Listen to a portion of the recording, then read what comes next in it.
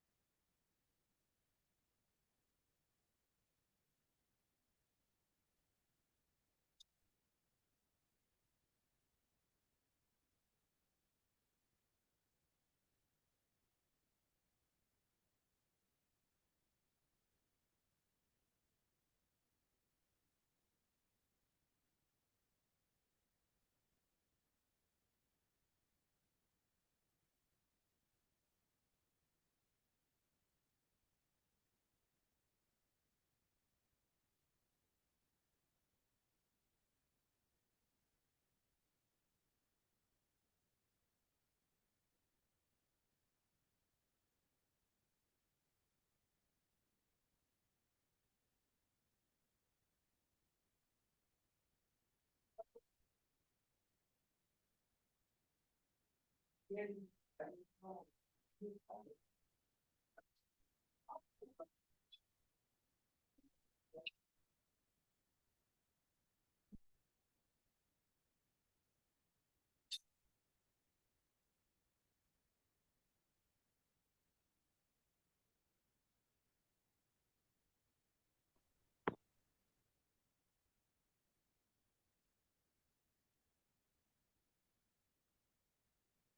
Wilson, Lick ya puede dar inicio. Su micrófono.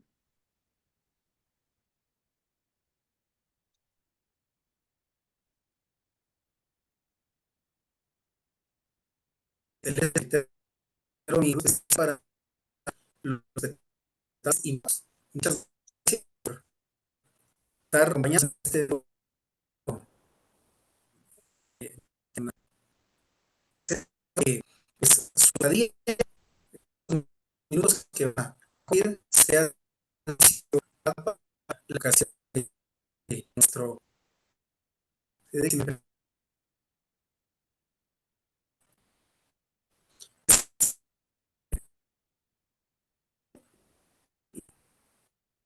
me informan por favor. Eh, Ven la playa, por favor, si no, ahorita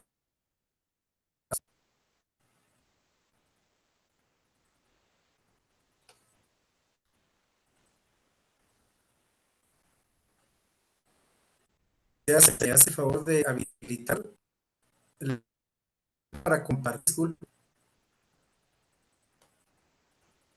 de acuerdo. Un momento. Solamente Wilson, fíjese que se le escucha un poco entrecortado.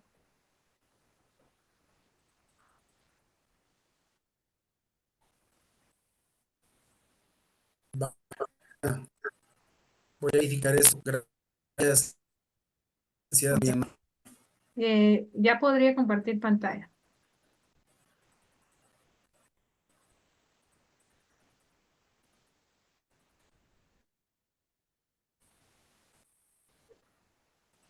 Muy a usted ya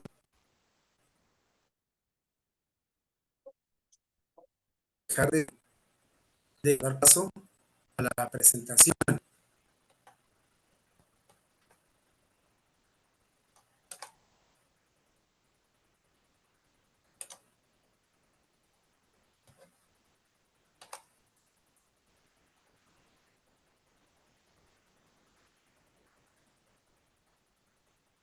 Muy bien, en este momento, estimados invitados, no los observo. Entonces, si me dice alguien, si ven mi pantalla, se los voy a agradecer, por favor. Sí se ve. Muchas gracias.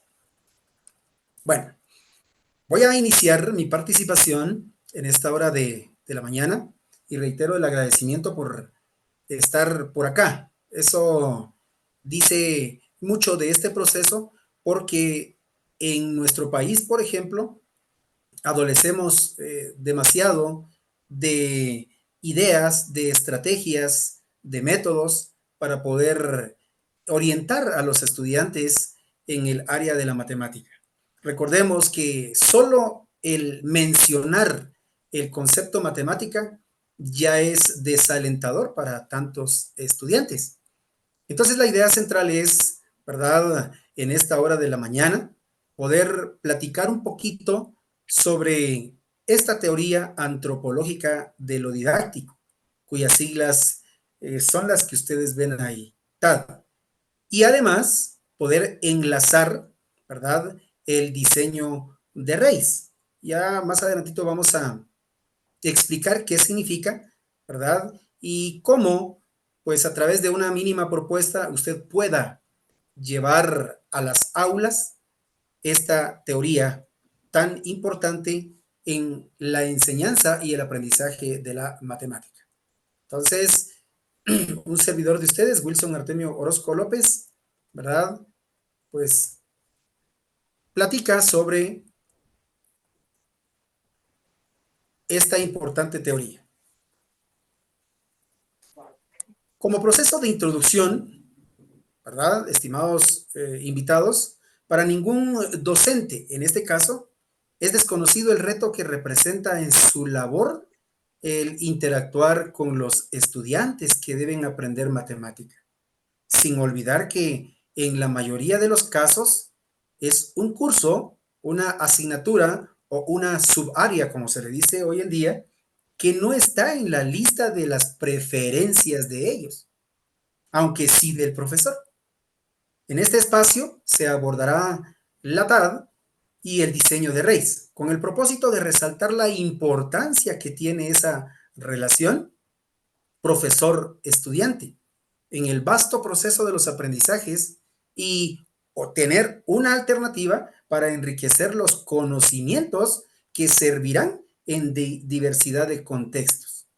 Estimados invitados, ustedes no me dejarán mentir que nuestra labor como docentes y específicamente en matemática debería de provocar, si usted ve allí en su pantalla, debería provocar sonrisas, debería de provocar alegría, debería de provocar el buen gusto por aprender matemática.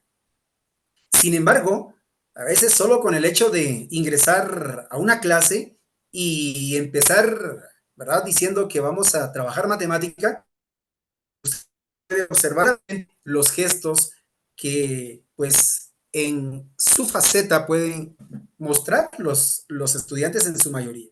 No les gusta la matemática. Y ese es un reto para nosotros como docentes, el poder, ¿verdad? Implementar estrategias que condicionen al estudiante, ¿verdad? Para no alejarse de la matemática. Pero al decir que los vamos a condicionar, no significa que esa palabra deba de confundirse con obligarlos a aprender matemática. No, tenemos que, ¿verdad? Lograr que el estudiante encuentre ese buen gusto por aprender matemática. Hablando de la teoría antropológica de lo didáctico, fue diseñada por el francés Yves Chevalard a finales del año de 1980. Básicamente, es una posición de estudio cuyo eje central es el hombre, óigase bien, aprendiendo y enseñando la estructura matemática a través de las relaciones humanas frente a la relatividad del saber científico con respecto a las instituciones sociales. Además, el punto concluyente, óigase bien en esta teoría, al respecto es que la teoría sitúa la actividad escolar matemática como una manifestación social cultural que tiene incidencia en la historicidad de los actores educativos, es decir, esa especial relación entre profesor y estudiantes. En un proceso de aprendizaje se tienen diversidad de opciones. Una de ellas es que el profesor se dedique a platicar, a dialogar sobre matemática en un aula específicamente. Y allí él se condiciona automáticamente a que no solo se olvide del contexto extraescolar, sino también condiciona a los estudiantes para que ellos se olviden también de que la matemática no solamente es en un aula, sino también fuera de ella. Y por eso entonces recuerde usted, ¿verdad?, que el eje central de esta teoría antropológica de lo didáctico es, óigase bien, el hombre aprendiendo y enseñando la estructura matemática. Que no le vaya a parecer tan extraño a usted, estimado invitado, que cuando esté trabajando matemática, hayan estudiantes que o le plantean interrogantes o simplemente se quedan callados. Pero allí, en esa doble relación, tanto de preguntar como de quedarse callado, el estudiante está manifestando que no le gusta la matemática, o en otro caso, ¿verdad?, se está planteando preguntas internamente de ¿para qué me va a servir esto? ¿O dónde puedo ver que se aplique esto? Y es ahí entonces donde el hombre no puede olvidarse que no solo está aprendiendo, sino está enseñando matemática en diversidad de contextos. La teoría antropológica de lo didáctico, como marco teórico, parte de una concepción de la didáctica de las matemáticas como la ciencia que estudia la difusión y adquisición del conocimiento matemático. En consecuencia, sitúa su problemática en un nivel epistemológico e institucional, óigase, en contraste con otros marcos teóricos que abordan problemáticas ligadas a dimensiones cognitivas, sociológicas, lingüísticas, etc. Esto significa que la teoría es de gran importancia en la didáctica de las matemáticas. Como profesores, en diversidad de ocasiones nos hemos olvidado ese enlace que tiene el contexto escolar con un contexto extraescolar. El hombre se olvida de dónde viene y se enfoca simplemente en el momento. Y es ahí entonces donde hay tropiezos, hay obstáculos en la enseñanza de las matemáticas. Alguien decía que hay que volver, hay que volver un poquito, óigase bien, a las raíces, porque todo lo que se aprende en el presente tiene una explicación. Y ese aprendizaje de lo presente tendrá también explicación para lo futuro. Entonces, todo debe estar concatenado, todo tiene una relación. Por eso dice por acá, en consecuencia, óigase bien, sitúa su problemática en un nivel epistemológico e institucional, en contraste con otros marcos teóricos. Si usted se ha dado cuenta, estimado invitado, que a nivel sociológico hay tantas teorías, hay tantos resultados, tantas investigaciones, pero en matemática, ¿qué? En matemática no nos atrevemos a investigar. Y el docente, una vez que decida esa profesión, automáticamente se convierte también en un investigador. La teoría antropológica de lo didáctico tiene como eje central la praxeología matemática. Óigase bien, la praxeología matemática. Y ese término se puede dividir en dos partes. Por una, praxeo, y por otra, logía. ¿Verdad? Creo yo que también usted sabe que el término praxeo significa praxis, es decir, práctica. Óigase bien. Y logía, pues, ¿verdad?, es estudio. La definición que usted puede observar ahí, que estoy compartiendo, Pues es una metodología, óigase bien, que busca estudiar la estructura lógica de la acción humana consciente. Reitero, no se puede, óigase bien, estar enseñando matemática si el profesional que lo hace no tiene esa habilidad para establecer la conexión de lo que enseña en el aula con un espacio extraescolar.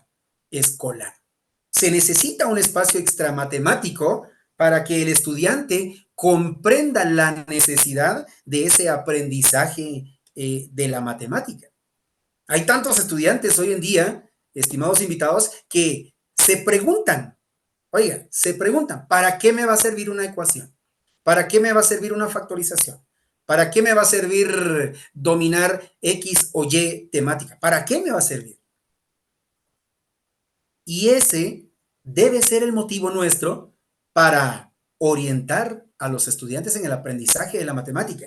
Y esta teoría cabe muy bien. ¿Por qué? Porque se necesita llevar al terreno de la práctica toda la parte teórica que nosotros podamos compartir con los estudiantes. Si el estudiante se queda, óigase bien, con un contenido en su cuaderno, si el estudiante se queda solo con algoritmos que nosotros le hayamos transmitido, automáticamente está condicionando al estudiante para que continúe con esa idea errónea al pronunciar que no le gusta la matemática. Automáticamente. Pero si conseguimos, óigase bien, que el eje central sea el profesor y los estudiantes aprendiendo y enseñando matemática, el profesor debe de buscar todos aquellos espacios fuera del aula que le sirvan, óigase bien, para que el estudiante comprenda la importancia de aprender un tema en matemática. Es importante la praxeología matemática desde la teoría antropológica de lo didáctico, ¿verdad? Y entonces, hablando siempre de esta teoría, recuérdese, estimado invitado, que podemos dividir ahí, ¿verdad? Esas dos etimologías. La primera que dice antropo y la siguiente que es logía. Recordemos que antropo es el estudio del ser humano y la logía es, una vez más, el estudio. La definición entonces, óigase bien, es esa descripción del conocimiento matemático en términos de organizaciones praxeológicas matemáticas. Óigase bien, no puede quedarse todo solo en letras, no puede quedarse todo solo en una breve explicación. Tiene que también llevarse, óigase bien, a praxeologías matemáticas. Y eso es lo que hace falta en un aula, ¿verdad? Explicar un algoritmo en ella, es decir, en el aula, pero salir de ella para que el estudiante pues aprenda cómo se resuelve eso, aprenda cómo se relaciona, le encuentre sentido a lo que está aprendiendo. Pero eso no lo puede hacer solo el estudiante, no lo puede hacer solo el docente. Es un trabajo en conjunto. Óigase bien, es un trabajo en conjunto. En la praxeología matemática trabaja el docente y trabaja el estudiante, porque en conjunto se encuentran soluciones. En conjunto, óigase, si no se encuentran las soluciones, se pueden buscar otras alternativas. Pero el estudiante solo no llegará tan lejos. Sí avanzará de grado, sí será promovido, pero no avanzará en su aprendizaje. ¿Cuáles son las componentes entonces de esta teoría antropológica de lo didáctico? Está el tipo de tarea, está la técnica, está la tecnología, está la teoría y están también los bloques o competencias, ¿verdad? Hoy incluidas en el CNB, relacionadas al saber saber, saber hacer, saber ser y el saber estar. ¿En dónde es que el estudiante se ubica más? ¿Solo en el saber saber? ¿Solo en el saber hacer? ¿Solo en el saber ser? ¿O solo en el saber estar? ¿En dónde? ¿Por qué razón? Porque en el aula y específicamente enseñando matemática, pues hasta ahí se quedó. El estudiante concibe la idea de triángulo, pero jamás lo practica, jamás lo relaciona fuera del aula. Y lo peor aún, que tiene que memorizarlo, tiene que mecanizarlo para trasladar esa información a un documento. Y entonces son procesos que, pues, como hasta el día de hoy se van viciando, ¿verdad? Y es más fácil para el profesor, posiblemente no para el estudiante. Pero entonces la enseñanza de la matemática no trasciende. ¿Cuáles son los tipos de tarea que se van a asignar? ¿Por qué torturar, disculpen ustedes el término, por qué torturar a un estudiante solamente con algoritmos? ¿Por qué? Si hay tantas formas de evaluar un proceso. ¿Por qué solo utilizar una técnica si hay tantas?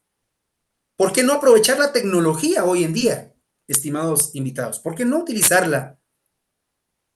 Me da tristeza, pues, escuchar y observar que en algunos establecimientos aún se prohíbe el uso de una tablet, el uso del teléfono, oiga, con fines eminentemente educativos. O sea, ¿por qué no aprovechar la tecnología? Los estudiantes están en eso en este momento. Solo es necesario el saber encauzarlos para que hagan el buen uso de la tecnología. ¿Por qué solamente quedarse con la teoría? ¿O qué tipo de teoría estamos platicando con ellos? El CNB, estimados invitados, ¿verdad? Pues da gran libertad para trabajar. Óigase bien. De tal manera que se cumpla ese proceso de aprendizaje, ¿verdad? Para que el estudiante realmente sepa lo que está aprendiendo. Oiga, haga cosas productivas con lo que está aprendiendo. El estudiante domine lo que está aprendiendo. Y por supuesto, en cualquier lugar, en cualquier contexto donde el estudiante se desenvuelva, sabrá aplicar esos conocimientos. ¿Verdad? Interesante, estimados invitados, hasta el momento, esta teoría antropológica de lo didáctico. Ahora, brevemente, hablaré sobre el diseño de raíz.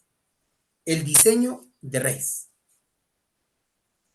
En principio, las letras R, E, I significan recorridos de estudio e investigación. Y la noción de un rey, de acuerdo con Chevallard, ha sido elaborada en el marco de la teoría antropológica de lo didáctico como modelo de actividad que permitiría desarrollar procesos de estudio escolares según los postulados de este nuevo paradigma. Un rey, en la línea matemática, óigase bien, está caracterizado por un proceso de indagación colectivo. Óigase, indagación colectivo, en el que, número uno, el punto de partida es un contenido o tema específico a enseñar y normalmente un problema didáctico referido al mismo. Aquí la importancia otra vez, estimados invitados, de reiterar el hecho de que le debe de motivar al profesor y al estudiante un tema o un contenido para aprender. De allí se parte. En segundo lugar, ¿verdad? El diseño y análisis a priori corresponden a lo que, bueno, ¿qué vamos a hacer? ¿Cómo lo vamos a hacer? ¿Cómo lo vamos a detallar? ¿Cómo lo vamos a presentar? Óigase, no es nada más de, por ejemplo, decir, bueno, aquí tenemos el triángulo rectángulo, estos son sus lados, estos son sus ángulos, de esta manera se calcula, por ejemplo, las funciones trigonométricas en ella, y hasta ahí se va a quedar. No, tendría que abordarse, óigase bien, un diseño en el que podamos, juntamente con los estudiantes, plantearnos interrogantes de cómo vamos a abordar ese tema, cómo lo vamos a aplicar, cómo lo vamos a presentar, a quiénes podríamos replicar, ¿verdad? Esa temática. Número 3, se trata también de una fase experimental de la metodología que sirve de puente entre la fase 2 y la fase número 4. Es decir, no significa simplemente, pues, platicar de un tema matemático. No significa que el estudiante siga siendo un ente pasivo. Significa que la relación profesor-estudiante deba ser productiva para ese aprendizaje de matemáticas. Y como último aspecto tenemos que en esa fase, óigase bien, puede conducir a la formulación de nuevos problemas y o de nuevos fenómenos didácticos. Óigase bien. ¿Por qué hay necesidad de investigar en la matemática? ¿Por qué? Porque en diversidad de momentos solo se llega a un resultado después de aplicar diversidad de algoritmos, pero hasta allí se queda. Un resultado no se interpreta, un resultado no se comprueba, un resultado no se relaciona, un resultado no se publica, un resultado no se aborda con otras personas. Y el hecho de establecer, óigase bien, un recorrido de estudio e investigación no es más que planificar adecuadamente en base a la teoría antropológica de lo didáctico, la clase que yo voy a enseñar. Si hay que repetirla tantas veces, pues hay que hacerlo, porque hay docentes que estamos más preocupados por avanzar en contenidos, pero no profundizamos. Y estamos más preocupados siempre por darle cumplimiento a lo que hemos planificado. Porque el ciclo escolar se va, porque supervisión me presiona, me exige, porque el director está pendiente de lo que hago. En fin, el docente no se preocupa, ni siquiera, óigase bien, por abordar un tema en específico. Ni siquiera saber si ese tema puede aplicarse en un contexto extraescolar, extramatemático. Menos lo analiza, menos ve qué metodología aplicar para que sea productiva la clase y, por supuesto, en ningún momento se formulan nuevos problemas a raíz de lo que se está abordando. Debería una clase de matemática generar fenómenos didácticos. Óigase bien, porque los estudiantes tienen tanto que dar, el profesor tiene tanto que ofrecer, y esa relación debe ser productiva y solo se va a dar a través de un recorrido de estudio e investigación. Pero, óigase bien, generalmente el docente, pues que no es apasionado, el docente que no es entregado a su labor, el docente que no ha llegado a ser profesional por vocación, pues tristemente termina siendo parte de un sistema, ¿verdad? En el que se repite, en el que se condiciona, en el que nunca se investiga. Y por lo tanto, se mantiene entonces solamente un patrón de conducta, un patrón de enseñanza. El recorrido de estudio e investigación es toda aquella forma en la que nosotros vamos a generar aprendizajes significativos, no solo para el profesor, sino para el estudiante, tanto en contextos escolares como en contextos extraescolares. El diseño de los recorridos de investigación, óigase bien, ¿verdad? Usted puede observar en este momento el esquema que estoy presentando. Como número 1 tenemos el análisis preliminar. El docente tiene que, pues, cuestionarse a sí mismo y cuestionar a los estudiantes para generar hipótesis y esas cuestiones iniciales que lleven al estudiante a motivarse en aprender esa temática. Luego está el diseño y el análisis a priori, es decir, la dimensión de análisis matemático, la dimensión de análisis didáctico, la formulación de una cuestión generatriz y de un proceso de indagación a partir de ella, ¿verdad? Ello me llevará al nivel experimental, es decir, un análisis in vivo y posteriormente a un análisis, ¿verdad? Que me tiene que generar, óigase bien, fenómenos didácticos. No se debería extrañar un docente si después de enseñar X o Y temática en un aula y llevarla a un espacio diferente a ella, pues le genere más dudas, le genere más problemas, le genere más hipótesis. Eso es lo que se persigue. Óigase bien, estimado invitado, con el diseño de los recorridos de estudio e investigación. Ahora, paso rápidamente a identificar y analizar un contexto extra matemático. Tomé este ejemplo de un libro que es muy bueno, por cierto, ¿verdad? Y plantean un problema, ¿verdad? Plantean un ejercicio práctico, ¿verdad? Y dice así, vuelo de un avión. Imagine usted, estimado invitado, a un estudiante, ¿verdad? Teniendo enfrente este problema y generando rápidamente, pues, emoción positiva, imagínenlo. Pero también imagine a un estudiante teniendo este problema, ¿verdad?, frente a él, y usted pueda observar que el estudiante se desanima con gran facilidad, ¿verdad? Ahí está nuestro trabajo.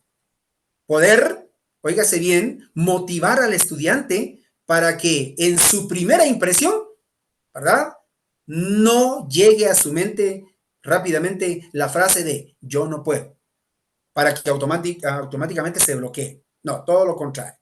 Dice el ejercicio así, un piloto está sobrevolando una carretera recta. El piloto determina los ángulos de depresión hacia dos señales de distancia colocadas a 5 millas entre sí y encuentra que son de 32 y 48 grados sexagesimales, como se muestra en la figura. Primer inciso, encuentre la distancia entre el avión y el punto A. Segundo inciso, encuentre la elevación del avión. Estimado invitado, ¿cuántas ideas le pueden surgir al estudiante solo con el hecho de leer un ejercicio? Pero si llegamos como docentes a la clase solo a dictar el ejercicio y resolver con algoritmos, ¿verdad?, ese ejercicio, ¿quién aprendió ahí? ¿Quién entendió?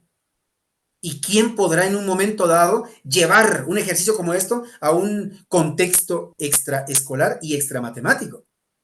Entonces, ¿qué necesita el estudiante para poder, óigase bien, dominar un problema como este?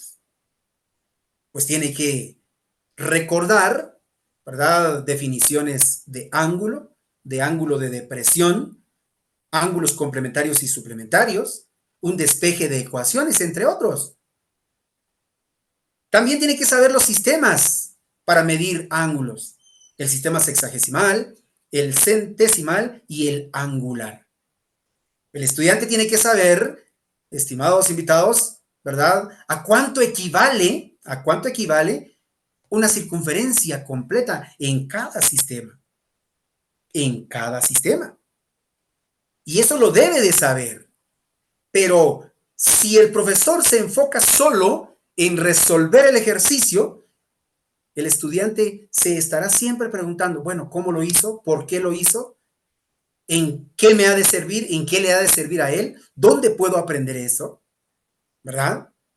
El estudiante podría, en un momento dado, pues, quedarse solo con el hecho de 90 grados sexagesimales, 100 grados centesimales o pi medios radianes. ¿Hasta dónde podría llegar el estudiante? Y es lo que sucede, estimados estudiantes, en nuestras aulas hoy en día. Es lo que sucede. El estudiante es, pues, un experto en matemática. Y eso es excelente, eso es bueno. Pero esa expertise realmente le está sirviendo para generar un aprendizaje significativo. ¿Realmente el profesor estará pensando en la teoría antropológica de lo didáctico? En realidad el profesor está pensando en cómo relacionar el aprendizaje del estudiante con de cómo surgió, por ejemplo, los sistemas para medir ángulos y en qué me puede servir a futuro el dominar los sistemas para medir ángulos. Acá puede haber un tipo de tarea, óigase bien, porque nos pidieron calcular la distancia entre dos puntos y además la elevación del avión. El estudiante debe saber cómo enfocar, óigase bien, una línea horizontal para entender los conceptos de ángulo de depresión y ángulo de elevación. Esto me lleva a analizar praxeologías de modelización matemática. Óigase bien. Por lo que es importante que el estudiante pueda llevar a la práctica dos, ¿verdad?, situaciones. La primera, la ley de los senos. Y entonces dice allí, en el triángulo ABC, que está en color rojo, ¿verdad? Algunos podrían recordar, otros posiblemente no. Pero la ley de los senos establece que el seno del ángulo A, que puede ser este que estoy enfocando también por acá, ¿verdad?, dividido con su lado opuesto, que es el que está por acá, debe ser igual al seno de B, dividido el lado B, y ello debe ser igual al seno de C, dividido el lado C. La ley de los senos es una relación entre los ángulos, oígase bien, internos en el triángulo y los lados de ese triángulo. Pero el estudiante debe de entender, oígase bien, estimados invitados, debe entender, debe comprender por qué trabajar con la ley de los senos un ejercicio como este. El estudiante debe de saber despejar la ley de los senos. Debe saber encontrar los datos, óigase bien, en un ejercicio. Eso le cuesta a tantos estudiantes hoy en día. Muy bien, continúo con el ejercicio y ahora, ¿de qué herramientas se puede disponer para resolver el ejercicio que se ha propuesto? ¿De qué herramientas? El estudiante debe de tener una calculadora, por ejemplo, de preferencia semicientífica, o mejor aún, si es una calculadora graficadora también. Hay tantos estudiantes que al tener una calculadora enfrente, como esta, por ejemplo, es un ejemplo sencillo, ¿verdad? Porque hay diversidad de modelos, el estudiante no sabe ni siquiera cómo trabajar con las teclas superiores. Ni siquiera sabe que con el auxilio de la calculadora bien puede ayudarse a resolver el ejercicio. También tenemos por acá, ¿verdad?, un software, ¿verdad?, llamado DatQuiz. Ese bien nos puede auxiliar. Nos puede auxiliar también, estimados invitados, ¿verdad?, un geoplano. Por muy simple que parezca, nos puede auxiliar para que el estudiante comprenda cómo encontrar la solución al ejercicio planteado. Y no digamos entonces de las herramientas geométricas, ¿verdad? El estudiante también tiene que aprender a desenvolverse con herramientas geométricas. Además, tenemos también por acá, si usted lo observa, un software que es un simulador, ¿verdad?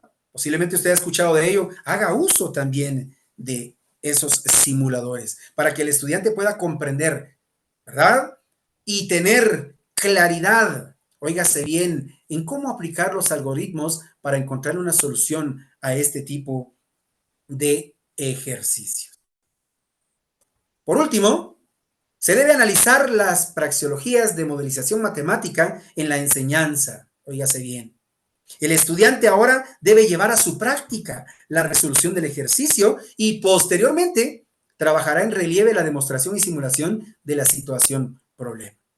Ustedes pueden observar por acá que el ejercicio está resuelto, pues se tienen los ángulos internos, se tiene un ángulo externo que demuestra el ángulo de depresión y posteriormente la altura para encontrar, ¿verdad?, esa medida. Los datos que acá pues se han establecido son datos aproximados. Eso es algo también que hay que platicar con los estimados estudiantes, porque siempre utilizamos el signo de igualdad y los resultados no son, ¿verdad?, exactos. Entonces, para este caso, ¿verdad? Se han estimado dos resultados, ¿verdad? Tanto para la altura de 2 millas como para la distancia entre los puntos que allí pide el ejercicio de 3,77 millas. Pero el estudiante debe de saber cómo ingresar los datos que ha analizado, que ha plasmado en la ecuación de la ley de los senos, lo que le va a permitir utilizar toda la instrumentación, todas las herramientas, ¿verdad? Para que comprenda, óigase bien, no solo en el aula, sino fuera de ella, por qué o cómo se debe de conseguir una distancia, se debe de conseguir un ángulo. Eso lo debe saber el estudiante. Por último, ¿qué debe de hacerse en una teoría antropológica de lo didáctico y además el recorrido de estudio e investigación? ¿Qué debe de hacerse? Yo acá estoy proponiendo, estimados invitados, el diseñar una actividad didáctica, ¿verdad? Que consiste en una breve propuesta de demostración en relieve de la situación problema, por lo que el estudiante ha de elegir los recursos y materiales adecuados. Presenta un bosquejo de la construcción de la situación problema. Construye la situación problema a fin de que en relieve y en diversidad de dimensiones transmita su análisis. Pueda interactuar con sus compañeros en clase para debatir algoritmos, cálculos, medidas, instrumentos, entre otros materiales y o aspectos que puedan suscitarse en su momento. Estimados invitados, llevemos a la práctica esta teoría, ¿verdad? Yo acá propongo una demostración en relieve de la situación problema. ¿Por qué el estudiante no relaciona? ¿Por qué el estudiante no comprende? ¿Por qué el estudiante no aplica? ¿Por qué el estudiante no practica? Porque lo que menos hace es llevar, óigase bien, una situación problema a un contexto extra matemático. Y eso lo puede hacer. Yo aquí propongo una demostración en relieve.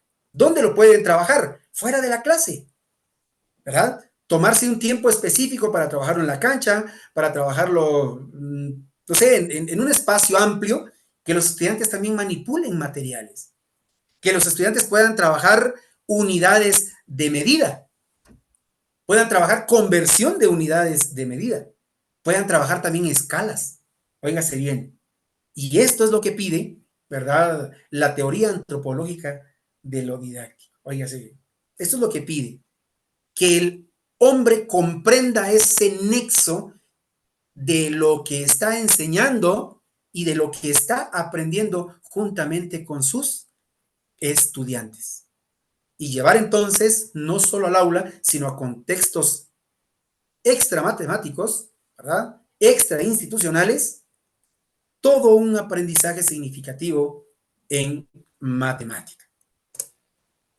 Muchas gracias por la atención. Quedo atento, ¿verdad? Por si hay alguna inquietud, alguna duda o pregunta al respecto. Muchas gracias, licenciada Wilson. No sé si los participantes tienen alguna duda, algún comentario para el licenciado. Pueden escribirlas a través del chat o bien siéntense en la confianza de encender su micrófono. No hay ningún inconveniente. Entonces, quedamos ahí a la espera de las dudas que puedan surgir en base a esta ponencia, pues que hemos escuchado en esta mañana. Vamos a dar un minutito ahí.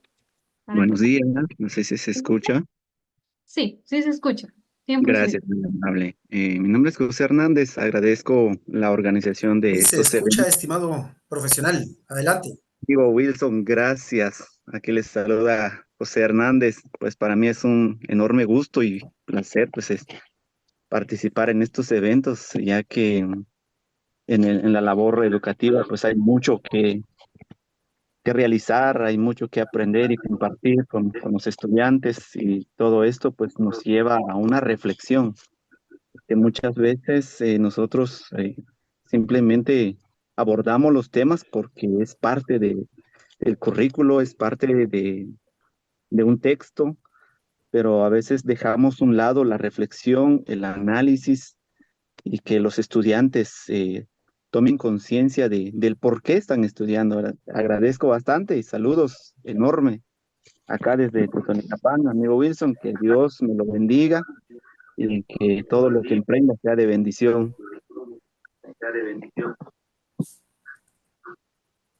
Estimado Estimado José Hernández, José gracias Hernández, muchas gracias por, muchas gracias por tu participación y conozco de tu persona, que eres un gran profesional y no dudo en un momento que aprovecharás cada aporte que sea académicamente para hacer trabajo en bien de los niños y niñas que es donde te desenvuelves. Gusto saludarte, espero que sea esta teoría para que puedas hacer tu labor docente de matemáticas. Muchas gracias. Bendiciones. Muchas gracias, José. No sé si alguien más tiene alguna intervención. Puede hacerlo sin pena. Pueden participar. Asimismo, en lo que se animan ahí a hacer las preguntas, en el chat de la reunión he colocado el link de asistencia para que puedan, por favor, llenarlo.